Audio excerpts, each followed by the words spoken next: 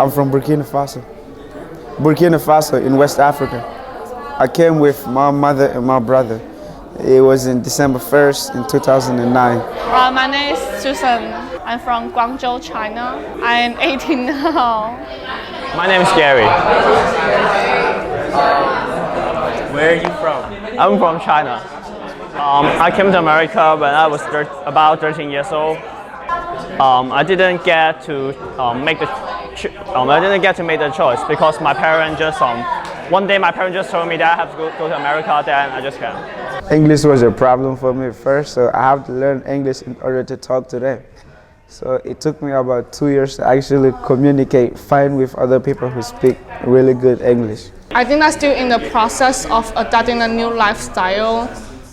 It's very hard for me in the first few years because I still don't speak a lot of English. And my family, they don't have like social, they don't go outside, they don't like explore the city. I was not proficient at English, and that would be hard for me to communicate with people that does not speak Chinese. But yeah. Yeah, the difficulty I faced is having a class. I can't understand what teacher was saying. So actually, we're trying to like record what teacher says. Like a notebook, read everything as a notebook, and find a Chinese teacher to translate for me. It was two of us that did not speak English, and we was the only friends. The other people that were my friends too, they used to act nice when they're with me, but when they see other American kids, then they started acting like them now. Started, getting me pissed off, making jokes about me that I didn't understand. I think all immigrants will experience some discrimination and stereotype in some way. One day they tried to rob me. It was 3 guys. The 2 of them hold me in my back. The other one put his hand in my wallet, try to get my money. I went and talked to the principal, but she never said anything about it. Why do you think she didn't say anything about it? Why do I think? I don't know, because first of all, I didn't speak that much English to tell him, so she was kind of confused too. But the problem is she didn't try to understand what I was trying to say too, because I did my best to explain it to her, but she wasn't even like paying attention. She was just like listening, yeah, and then told me to go. She will figure out what she can do, but she never do anything.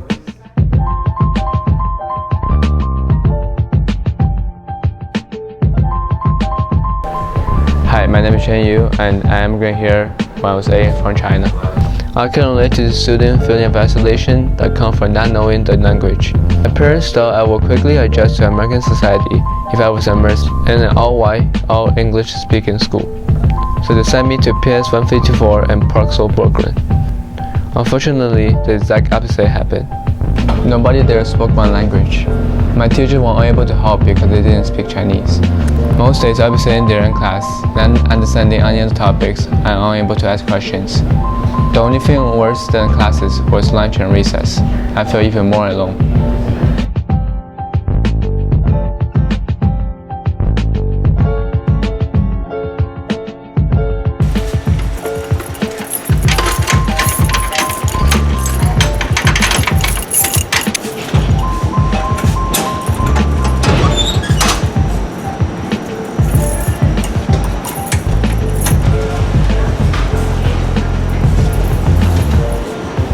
Like the other immigrant student we spoke to, I persevered and overcome the language barrier, and eventually found that I have opportunities to make a better life than I would have had in China.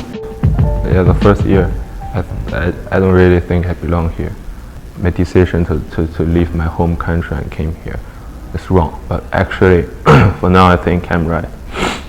But after 3 years, after I entered high school, I met more people. I participate more after school program, and those give me a chance to explore the New York City. Coming here, I get more information that which was locked in China that I'm not able to receive, and I also learn a lot of different cultures. Yeah, it was a better choice because I've done things since I've come here than other people who were in my country. I was able to help the people that I used to play with. So, it was a better idea for me to come here.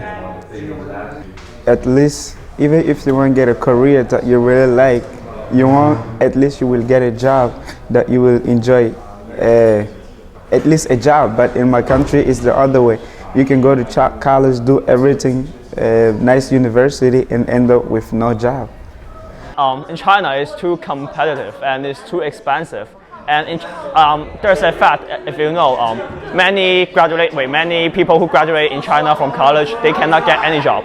Like even washing dish, people don't want it.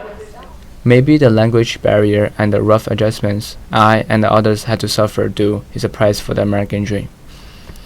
It can be argued that we should just steal people and immerse them in English-only education because this is what will benefit them the most in the end. They will be working in jobs that requires English, and there is no point in having them maintain their native language.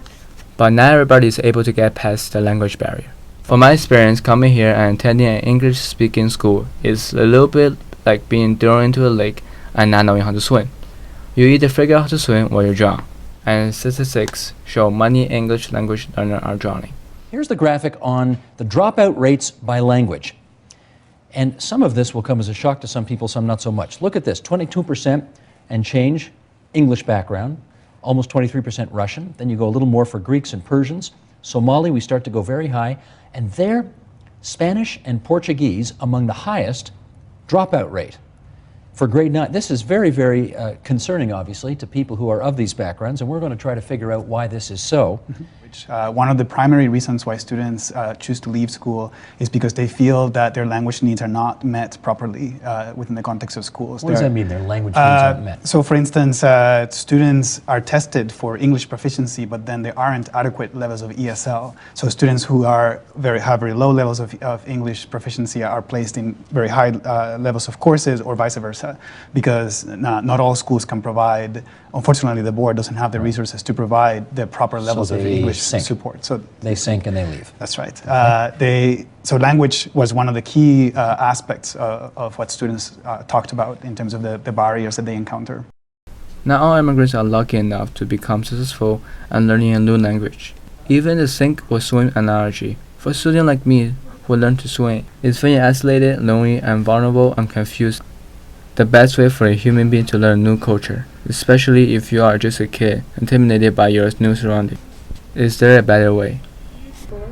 This is PS24 in Brooklyn, New York. So it's a neighborhood school, like a local zone school in Sunset Park, and within the school there's a dual language program. Getting to go to school and have your home language and your home culture valued and told it's just as important as another language, as another culture, I think is really validating and important for all people growing up. I felt really glad to be in that school because the first day I was welcomed. The teachers and students treated me well. I felt like home. Coming as a new foreign student, I didn't know English. So it was a way for me to adjust to American life. We'll start the morning in one language, for example English, and then the afternoon would be in Spanish, and then the next day we'll switch and we'll do the morning in Spanish and the afternoon in English. So both languages, one teacher. That way I was able to speak in Spanish with my teachers and also learn English at the same time. A very strong foundation at this school, the curriculum, the type of thinking that we're asking to do, the type of reading and writing and talking, and they're receiving it in 2 languages. So not only are they receiving it in English, but they're learning to have these deep conversations and think about interesting things in Spanish as well. So they're going to leave the school bilingual. Because in our program, although we have a 50-50 model, which 50% should be English dominant, 50% should be Spanish dominant, that is not always the case. And because of the community where we live in, we have a lot of newcomers coming in. So the state is forcing kids that have been in the country to take an English language test. That is not fair to them, right? So when we think of how well they'll do, obviously they won't score as well as they might if they were to take the same test in their language because they don't have the background, they don't have the language. We had books in Spanish, we had reading levels. So I felt really smart. I was in level U in 4th grade. But I was in level L in English. So I was ahead in Spanish, but I was on the bottom at English. I remember going to elementary school, they'd always want me to be in the same level, the same reading level. So they'd usually tell me like, okay, your reading level in English is higher than Spanish, try to get the Spanish one up. So I always had to like have a balance between both. I have a bunch of kids in my class who've recently come to the United States from other countries. And since they have the bilingual program, like half of the day we're in English, and it's obviously harder for them to understand what's going on. But during the Spanish half of the day, we're doing a lot of similar things. So say we're learning about the civil rights movement, and in the Spanish half, we taught them some things, we read a book, we talked. So then in English, while we're watching a video, they're kind of able to make connections to what they already learned in the Spanish, and they're actually picking up more English words because they have a little bit of background knowledge.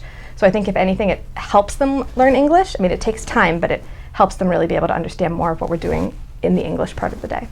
Sometimes as newcomers or even immigrant parents, and I'm an immigrant myself, sometimes we don't necessarily see the benefits quick enough, and we think that because the benefits are not immediate, that either their child is not learning or is not learning quick enough, or they find that other children that they've seen are acquiring the English language faster than what their child should have acquired.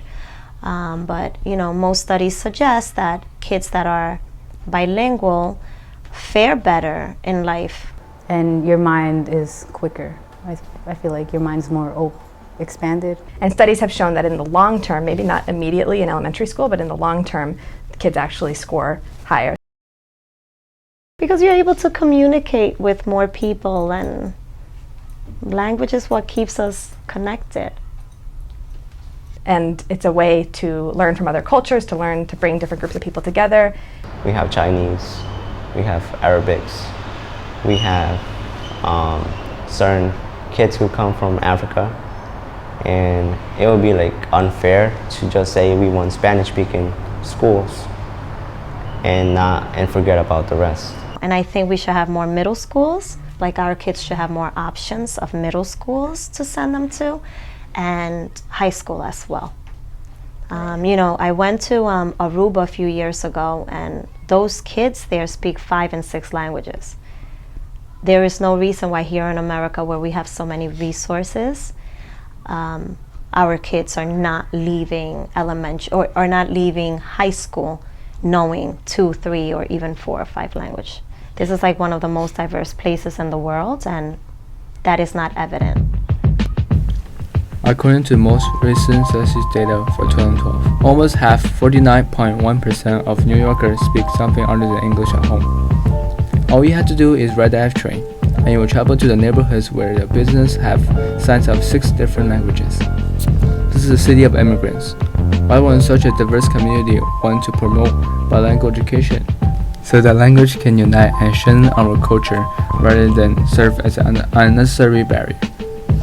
How is it that the elementary students and PS24 don't have a middle or high school to continue their bilingual education? Especially now that we know there is evidence that being bilingual is path to success in school, work, and life, not just for immigrants but for all people. Ultimately, do I bring back the unnecessary struggle that I and other immigrant students suffer because of the language barrier? And if I was in a place where there was only English, I would feel like lonely with no one to go ask for help. He's right. I wish I had the education he got, where I could learn English using my native language and culture as a base.